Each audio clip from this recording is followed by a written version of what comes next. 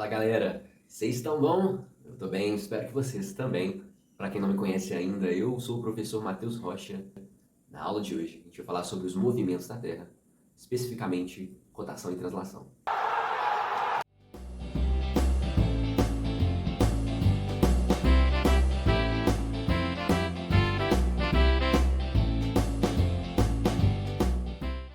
Todo mundo sabe que a Terra não está parada, ela está em constante movimentação.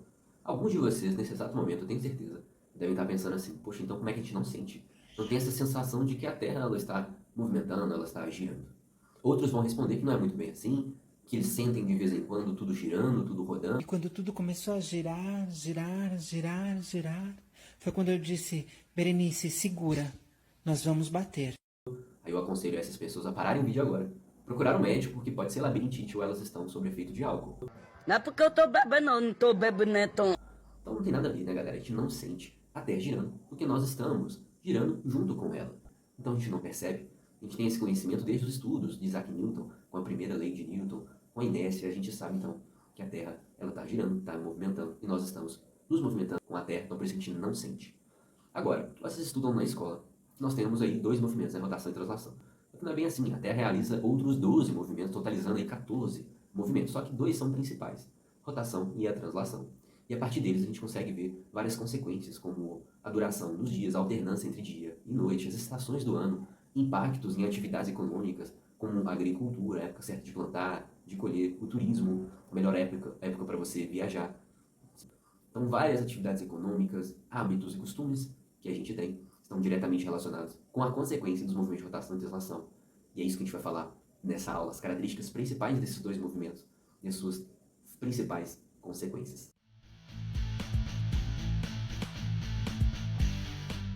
Vamos começar com o movimento de rotação. Primeiro a gente comenta sobre as principais características, depois a gente bate um papo sobre as principais consequências. Coloquei pra gente então as três principais características desse movimento. A rotação consiste então no movimento que a Terra faz em torno do seu próprio eixo. É um movimento que se dá no sentido anti-horário, de oeste para leste, e tem uma duração aproximada de 24 horas. Na verdade, ali são 23 horas, 56 minutos e 4 segundos. Nesse GIF animado, vocês conseguem perceber então como é que seria esse movimento de rotação. Percebam que a Terra ela não está em pezinho, ela está inclinada, uma inclinação de 23 graus. Então, quando eu falo que a Terra faz um movimento de rotação, ela está girando em torno desse eixo. Está girando em torno do seu próprio eixo, que é esse eixo de inclinação, que é 23 graus. Sentido oeste para leste, e tem uma duração aproximada de 24 horas. Vamos conferir agora então quais seriam as consequências desse movimento.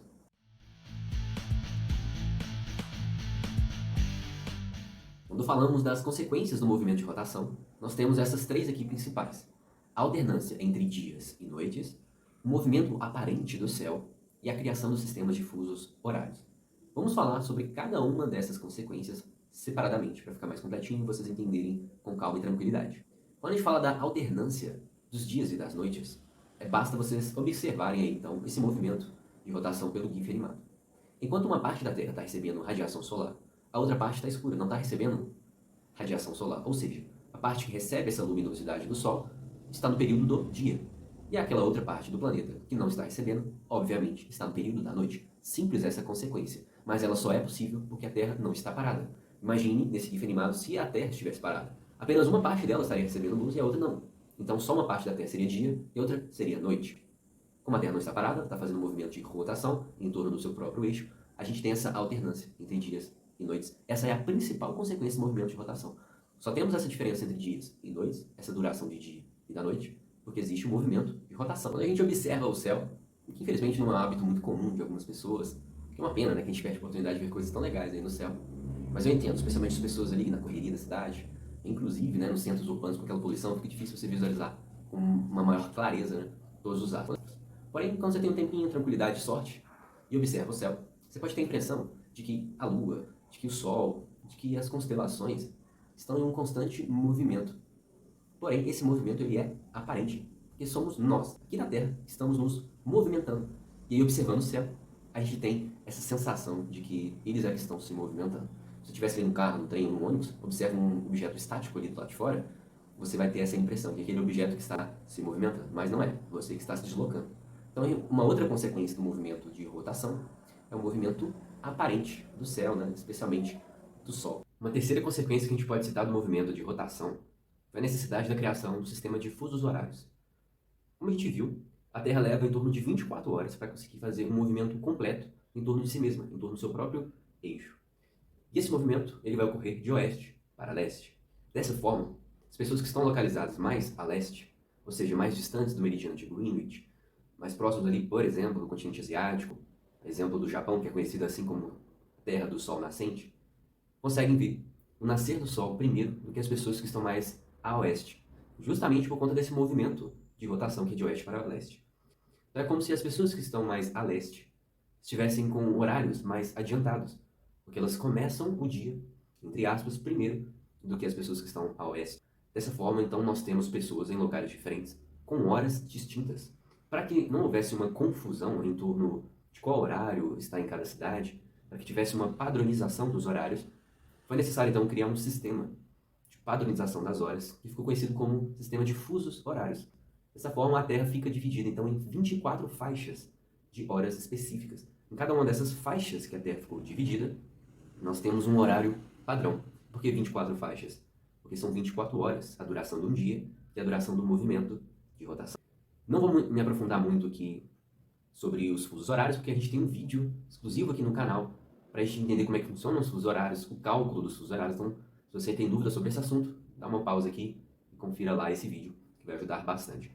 Mas o nosso objetivo aqui nessa aula é apenas comentar sobre as consequências dos movimentos. No caso aqui do movimento de rotação, uma das consequências foi essa necessidade de criar uma padronização das horas, que é o sistema de fusos horários. Se a Terra estivesse paradinha, bonitinha, não teria essa necessidade de uma padronização tão sistemática como foi dos fusos horários. Então essa é uma outra consequência do movimento de rotação.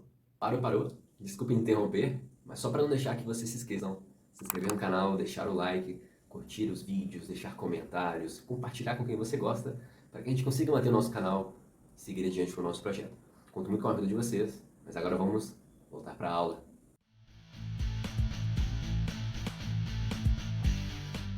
Galera, da mesma forma como fizemos com o movimento de rotação, a gente vai visualizar primeiro as principais características do movimento de translação, para depois comentar as consequências desse mesmo movimento. A primeira característica, que é a principal que a gente fala sobre a translação, é que é um movimento em que a Terra realiza em torno do Sol. Enquanto que a rotação é um movimento em torno do próprio eixo da Terra, a translação é um movimento que a Terra faz em torno do Sol. Ok? Então essa primeira característica é muito importante para a gente. Beleza. Uma outra característica legal é que esse movimento ele ocorre a uma velocidade de mais de 100 mil km por hora. Enquanto lá na rotação o movimento é uma velocidade média de 1.600 km por hora, né? Na rotação 1.600 km por hora, na translação mais de 100 mil km por hora. Então um movimento super rápido mesmo. Outra característica fundamental aqui da translação é a sua duração, que é aproximadamente de 365 dias e 6 horas. É um valor aproximado, beleza? Não chega a ser 6 horas exatamente, não, um pouquinho menos. Então a Terra demora 365 dias e quase 6 horas para fazer uma volta completa em torno do Sol. Essas características, então, vão definir o movimento de translação em torno do Sol, durando 365 dias e 6 horas, a uma velocidade de mais de 100 mil km por hora. Vamos conferir, então, quais são as consequências desse movimento que a Terra realiza.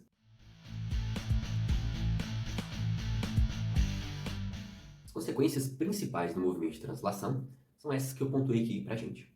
A primeira delas, e eu diria que é a mais importante para vocês, é que por meio do movimento de translação é que nós temos a definição das estações do ano, as 4 estações do ano. Não é só por conta do movimento de translação, não. É o movimento de translação, mais o fato da Terra estar inclinada. Daqui a pouco a gente comenta mais sobre essa consequência. Estou só apresentando para vocês para depois a gente aprofundar. Então a definição das estações do ano está relacionada então com o movimento de translação. Beleza. Uma outra consequência é que nós vamos ter momentos em que a Terra está mais próxima e mais afastada do Sol durante esse movimento de translação. Nós vamos chamar de periélio e afélio. Tranquilo? Daqui a pouco a gente aprofunda e vê a diferença entre os dois. Uma outra consequência que nós podemos citar é a existência do ano bissexto. Aquele ano que vai ter um dia a mais. Ou seja, ao invés do ano ter 365 dias, ele terá 366. Nós vamos ver por que existe esse ano bissexto. Vamos conferir então cada uma dessas consequências de forma mais aprofundada para vocês entenderem muito bem, com tranquilidade, mais o movimento que a Terra realiza. Para a gente entender bem essa primeira consequência do movimento de translação que eu apontei para vocês, eu trouxe essa imagem que vai ajudar a gente a ilustrar isso. Reparem que o planeta ele está em diferentes posições com relação ao Sol, dependendo da época do ano. Percebam também que a Terra faz esse movimento de translação inclinada e não na vertical. Isso, a inclinação da Terra, mais o fato dela estar fazendo um movimento de translação em torno do Sol, vai resultar no que a gente conhece como as estações do ano. Então, as estações do ano existem porque nós temos um movimento de translação que a Terra faz e de forma inclinada. Então, essas duas coisas resultam no que a gente conhece como as estações do ano. Para a gente entender bem as estações do ano e o movimento de translação, a gente precisa relembrar uma coisa, se você tiver dúvida ou se você tiver esquecido, que é o seguinte. Nós temos linhas imaginárias no planeta que dividem a Terra em paralelos e meridianos. Os paralelos são linhas na horizontal e os meridianos são linhas na vertical. Nós temos aula no canal sobre isso, a gente fala sobre coordenadas geográficas, né, latitude e longitude. Vou só relembrar uma coisa simples e básica para a gente entender aqui o movimento de translação. Vamos falar sobre os paralelos. Então, os paralelos são as linhas na horizontal e o nosso paralelo principal é a linha do Equador, que vai dividir a Terra em hemisfério norte e hemisfério sul. Tranquilo. Essa linha do Equador, ela tem como marca ali o 0 grau de latitude. Então, a latitude são as distâncias em graus a partir de um ponto que eu estou com relação à linha do Equador. Nós temos ali, além da linha do Equador, dois outros paralelos muito importantes, que é o Trópico de Câncer e o Trópico de Capricórnio. O Trópico de Câncer está na latitude 23 graus ao norte, ou seja, está a 23 graus de distância da linha do Equador indo para o norte. E o Trópico de Capricórnio está a 23 graus de latitude sul, ou seja, 23 graus de distância do nosso paralelo principal, que é a linha do Equador. Por que eu estou falando sobre isso, galera? É porque o Sol só vai incidir de forma perpendicular, ou seja, fazendo um ângulo de 90 graus sobre a superfície terrestre, nessas três áreas aí, o Trópico de Câncer e o Trópico de Capricórnio, além da linha do Equador. Então, apenas entre esses dois trópicos e a linha do Equador, que a gente chama de zona tropical, que está entre os dois trópicos, é que o Sol vai incidir de forma perpendicular, formando um ângulo de 90 graus. E quando a sua incidência é maior, mais intensa, provocando mais calor também. Então, por exemplo, no Polo Norte, no Polo Sul, nunca a gente vai ter o Sol incidindo de forma perpendicular sobre a superfície. Ou seja, se você estiver no Polo Norte ou no Polo Sul, você nunca verá o Sol incidindo diretamente assim, ó, sobre a sua cabeça. Você sempre estará vendo o Sol mais no horizonte, né? Não em cima assim, de você. Tranquilo? Isso é muito importante para a gente entender as consequências das estações do ano do movimento de translação. Então vamos voltar aqui para a nossa figura ilustrativa. Perceba que lá em dezembro, o que vai acontecer? A Terra está inclinada e é o hemisfério sul que está recebendo de forma perpendicular os raios solares. Exatamente ali a 23 graus sul, que é o Trópico de Capricórnio. Então, por exemplo, se você está em São Paulo ou em Santos, no dia exato ali que a gente vai ter o início do verão aqui no hemisfério sul, o Sol vai estar incidindo assim em cima de você. A gente fala que ele está incidindo a zênite. Então, logo acima de você, não fazendo sombra no chão, né? Porque está incidindo sobre a sua cabeça. Tranquilo. Essa época do ano, então, dezembro, a data exata que a gente vai ter o início ali, aqui no hemisfério sul, do verão, a gente vai dar o nome de solstício de verão. Enquanto isso, no hemisfério norte, ou seja, ao norte da linha do Equador, a gente vai ter o inverno. É sempre o contrário, tá? É entre os hemisférios. Se no hemisfério norte está sendo o inverno, no hemisfério sul vai ser o verão, e assim por diante com as outras estações do ano. Então, em dezembro, o dia vai ter uma duração maior aqui no hemisfério sul, se a gente comparar com a noite. A gente vai ter em torno de 13 horas e meia de dia, e 11 horas, 10 horas e meia em relação ali à noite, tranquilo? Então o verão vai marcar uma duração maior do dia com relação à noite. Enquanto o hemisfério norte vai ser o contrário, o período noturno vai ter uma duração maior do que o período diurno. Tranquilão. Então ali, início do verão pra gente, a data exata, né? Varia um pouco de um ano a outro, então de 20, 21, 22 de dezembro, o início ali então do verão no hemisfério sul, marcando o início do inverno para o hemisfério norte. Só que a Terra, ela não está parada. Ela está fazendo um movimento de translação. Quando chega ali em março, terminou o verão aqui pra gente, o inverno para o hemisfério norte, a gente vai ter o início da primavera e do outono. Aqui no hemisfério sul vai se iniciar o outono, então depois do verão, o outono, e lá para o hemisfério norte vai se iniciar a primavera. O dia exato que a gente vai ter o início dessas estações do ano, lá em março, a gente vai dar o nome de equinócio. Então, equinócio vai ser a data exata de início da primavera e do outono. Por que tem esse nome? Equinócio vem de equidade, igualdade. Quer dizer que, independentemente da sua localização, o período do dia e o período da noite terão a mesma duração, 12 horas. Mas é só nessa data que se inicia a primavera e o outono, no mundo inteiro. Tranquilo? Então, chegou ali em março, inicia pra gente aqui o outono e a primavera para o hemisfério norte, a Terra não está parada, ela continua no movimento de translação. Agora a gente chega ali em junho. Perceba que agora, em junho, a Terra continua inclinada e agora é o hemisfério norte que vai receber de forma perpendicular a incidência da radiação solar. Exatamente ali a 23 graus norte, no Trópico de Câncer. Marcando para eles, então, o início do verão, o solstício de verão, que é a data exata do início do verão, e para a gente, o solstício de inverno, a data exata do início do inverno aqui para o hemisfério sul. E agora é o período diurno lá no hemisfério norte que vai ter uma duração maior do que se a gente comparar com o período noturno.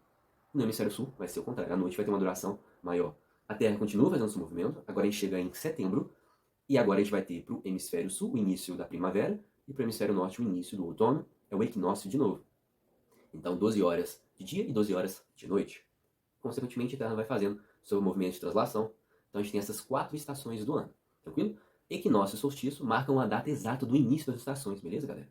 O verão é o período todo. O solstício de verão é a data exata que se inicia o verão. Reparem também que nos polos norte e sul, em algumas épocas do ano, não tem radiação solar. Isso quer dizer que a gente vai ter meses ali, até 6 meses, em determinados pontos do polo norte e do polo sul, apenas com o período noturno. Você não vê o sol. Em outras épocas do ano, você percebe que fica um tempão, né? O polo norte ou o polo sul recebendo radiação solar. Isso vai marcar que durante vários meses, até 6 meses, a gente vai ter apenas o dia. Então, apenas luz solar, não vai ter a noite. Tranquilo? São as noites e os dias polares. Isso só nos pontos extremos do planeta, polo norte e polo sul, porque por conta da inclinação da Terra, né, os polos vão recebendo durante um período maior a radiação solar. Mas nunca, a zênite, nunca diretamente assim, ó, sobre a sua cabeça. Se você estiver na rua, você não vai conseguir olhar para cima e ver o sol diretamente em cima de você. Ele vai estar em uma inclinação maior. Tranquilo? Para a gente entender agora essa segunda consequência que eu contei para vocês, o movimento de translação, a gente tem que tirar da nossa cabeça aquela imagem de que o movimento de translação que o planeta realiza forma uma circunferência perfeita. Não é. Mas sim é um movimento que a gente dá o nome de elíptico, justamente porque não é perfeito, não é exatamente ali um círculo perfeito, a Terra, o planeta, o Sol não está exatamente no meio, né? Tem época que a Terra está mais próxima e mais afastada, então é um movimento elíptico, é uma elipse que é formada ali. O momento que a Terra está mais próxima do Sol, a gente vai chamar de periélio. Essa terminação hélio vem de Sol, pensa assim, esse peri de perto, então a Terra está mais perto do Sol, nessa época do ano específico. Agora, quando ela está mais afastada, é o afério, de afastado. A Terra está mais afastada do Sol, nessa época do ano. Tranquilo? Aí muita gente se confunde e pensa o seguinte: beleza, então entendi, professor. Quando a Terra está mais próxima do Sol, quer dizer, no periélio, né? Quer dizer que está iniciando o verão, né? Quando ela está mais afastada é o inverno. Não tem nada a ver, galera. Por quê? Essa distância que o planeta está em relação ao Sol, no periélio, se a gente comparar com a distância do planeta durante o afério em relação ao Sol, é mínima, é quase insignificante essa diferença. Então não é isso que vai fazer que a gente tenha o verão e o inverno, por exemplo. Não, é a inclinação da Terra juntamente com o movimento de translação. Sem falar que quando a Terra está fazendo um movimento aqui de translação e ela está mais próxima do Sol, ela vai passar de forma mais rápida pelo Sol. E quando ela está no afério mais afastada, essa velocidade que ela vai fazer no movimento de translação vai ser menor. Quando ela está mais próxima, ela vai mais rápida. Quando ela está mais afastada, ela vai mais devagar. Então, é um outro argumento que a gente pode usar para a gente desconsiderar essa ideia de quando está mais perto é verão, quando está mais afastado é inverno. Não é assim que funciona, beleza? Interessante, importante a gente comentar aqui, costuma ser muito cobrado em provas da escola, mas também em vestibulares e questões do Enem, eu já vi também cobrando sobre isso. São aquelas perguntas, né, sobre em qual direção, para qual direção a frente de uma casa, de um apartamento, deve estar apontado para receber mais radiação solar ao longo do ano. Como assim? Vamos entender isso. Esse GIF aqui animado, ele é muito importante para ilustrar aquilo que eu comentei com vocês. Só ali no Trópico de Câncer, no Trópico de Capricórnio e ali no Equador, né, só nessa região que a gente chama de zona tropical, é que o Sol vai incidir de forma perpendicular, fazendo um ângulo de 90 graus. Então olha lá, enquanto ele está fazendo a sua incidência na linha do Equador, passa um tempo, ele vai fazer a sua incidência ali no Trópico de Câncer. Depois que ele faz a incidência ali perpendicular no Trópico de Câncer, ele retorna para a linha do Equador e depois ele vai para o Trópico de Capricórnio e assim por diante, né? Então o que acontece? Olha o seguinte exemplo. Vamos supor ali, é 22 de junho, você está em alguma cidade ali do México a 23 graus norte de latitude. Então nesse dia está iniciando para você o verão. Para quem está no hemisfério sul, como a gente, é o solstício de inverno. Está iniciando o inverno. Você lá numa cidade do México, você está vendo ali o sol batendo de forma a zênite, né? Cima de você, de forma perpendicular à superfície. Está iniciando então o verão. Se você tem uma casa ali, vai construir uma casa naquela cidade, e você quer receber mais radiação solar ao longo do ano, batendo de frente para a casa, isso valoriza mais o imóvel, né? Clareia mais o ambiente, importante até para a saúde, né? Essa energia solar. Então você vai construir a sua casa apontada para uma direção específica para receber essa radiação solar durante mais tempo na frente da sua casa ao longo do ano. Para qual direção eu devo então construir? À frente da minha casa, apontando para qual direção? Se eu estou ali a 23 graus norte, eu vou ter que apontar então, construir a minha casa apontando para o sul. Por quê? Porque lá durante o inverno, o Sol então não está apontando de forma perpendicular à superfície ali na região norte, né, no hemisfério norte. Ele vai estar lá no Trópico de Capricórnio, apontando de forma perpendicular para a superfície, né? Só que ele não vai ficar parado lá o ano todo, né? O Sol entre aspas, né? Porque a Terra está se movimentando, mas é um movimento aparente do Sol, né? O Sol ele vai vir para a linha do Equador, onde ele vai apontar de forma perpendicular para aquela região, marcando ali primavera e o outono, e depois ele vem para o Trópico de Câncer. Tá vendo ali essa linha indicando esse movimento do Sol? Então tá vendo que ele está saindo do hemisfério sul e indo para o hemisfério norte? Então se você aponta a frente da sua casa em direção ao sul, estando no hemisfério norte, você verá essa trajetória do Sol em sua direção. Claro que ele nasce a leste, a gente sabe disso, né? Mas como é que ele vai fazer? Nasceu a leste, vai se pôr no oeste, né? E ao longo do ano, ele vai se aproximando de você. Leste para oeste, leste para oeste, leste para oeste, até ele chegar em cima, assim, ó, na sua cabeça, entre aspas, né? Ele está direcionando seus raios solares de forma perpendicular à superfície. Então, se você apontar a frente da sua casa para o sul, estando no hemisfério norte, você vai conseguir receber mais radiação solar na frente da sua casa ao longo do ano. Agora vamos imaginar que a gente está no hemisfério sul, 23 graus, por exemplo, em São Paulo, cidade de São Paulo. Eu vou construir minha casa e vou direcionar a frente da minha casa para o norte. Porque se eu estava lá no norte e o sol estava vindo para o norte, saindo do sul, no hemisfério sul vai ser o contrário. Então eu vou apontar a frente da minha casa para o norte e eu verei então boa parte do ano o sol vindo em minha direção. Tranquilo? Vivo interessante? Por conta então desse movimento aparente que a gente tem do sol, que é resultado do movimento de rotação e de translação. Agora, uma outra consequência do movimento de translação que é fácil, tranquilo a gente entender, é a questão da existência do ano bissexto. Ou seja, é aquele ano que a gente vai ter um dia a mais. Então, o ano terá a duração de 366 dias. Por que isso acontece? O movimento de translação ele não vai durar ali em torno de 365 dias e aproximadamente 6 horas. Quando chega ali no final do ano, deu meia-noite, você vai comemorar o ano novo, né? Você não vai esperar mais 6 horas do dia seguinte para assim comemorar o ano novo, né? Então a gente guarda essas 6 horas. Então o ano vai ter a duração de 365 dias. Era para ter mais 6 horas, né? Mas a gente guarda essas 6 horas. E depois de 4 anos, essas 6 horas somadas vão dar 24 horas. 4 vezes 6, 24. Ou seja, 24 horas é um dia. O que a gente faz com esse um dia? Acrescenta no ano bissexto. Exatamente o dia 29 de fevereiro. Porque fevereiro é um mês ali que tem menos dias, né? 28 dias. Você acrescenta um dia ali a fevereiro. Fevereiro passa a ter 29 dias. E o ano terá 366 dias. Por isso a gente conhece como o ano bissexto. Bi vem de 2, sexto de 6. Então, um ano que tem 2 6, porque é 366. Então, 2 6. Beleza? Entenderam aqui a ideia do ano bissexto? Então, a cada 4 anos eu vou ter um dia a mais ali. E como é que eu sei se aquele ano específico é bissexto ou foi bissexto? Por exemplo, o ano 1824. Foi um ano bissexto? O que eu faço? Eu pego o número que foi formado pelos dois últimos números ali daquela data. Então, olha, 1824. Então, eu pego o 2 e o 4. Então, formando o número 24, né? Se eu dividir 24 por 4 e der um resultado exato, ou seja, não tiver nenhum resto, eu sei que aquele ano foi um ano bissexto.